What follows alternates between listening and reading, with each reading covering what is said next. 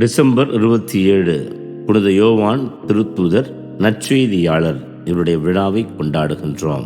இன்றைக்கு இவருடைய திருவிழாவிலே நாம் வாசிக்கிற நற்செய்தி, முதலில் தன்னை வாழ்வித்து சீடத்தியாக ஏற்றவர் மீது மகதலா மரியா கொண்டிருந்த அன்பையும், இரண்டாவது பெரியவர்களுக்கு தர வேண்டிய இடத்தை அவர்களுக்கு மனமுவந்து தருகிற கீழ்ப்படிதலையும், தான் அன்பு செய்த தலைவன் துன்பத்தில் இறுதி வரை துணை நின்ற அவரது சிலுவை அடியில் நின்று இயேசு ஆண்டவரது தாயை தன்னுடைய தாயாக ஏற்றுக்கொண்ட அவருடைய பண்பு இன்று நமக்கு பாடமாக அளிக்கப்பட்டிருக்கிறது.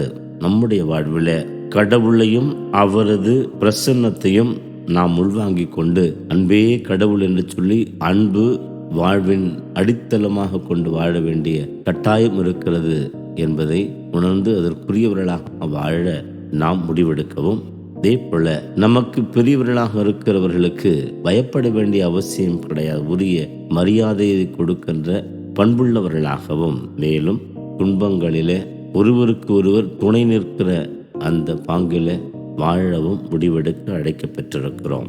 சங்கத்திற்கு முன்னால் யூத சங்க உறுப்பினர்கள் திருத்தூதரை அடைத்து இனிமேல் இயேசுவின் பேரிலே பேசக்கூடாது, இல்லையென்றால் தண்டனை நிச்சயம் என்று சொன்னபோது, தாம் கேட்டதை பார்த்ததை தொட்டு உணர்ந்ததை உள்ளதை உள்ளபடியே மற்றவருக்கு அறிவிக்க வேண்டிய கடமையை நாங்கள் யாருக்கும் விட்டு கொடுக்க முடியாது என்று தைரியமாக சொன்ன இவரது மன தைரியம் என்று நம் ஒவ்வொருவருக்கு வருந்தால் எவ்வளவு சிறப்பு!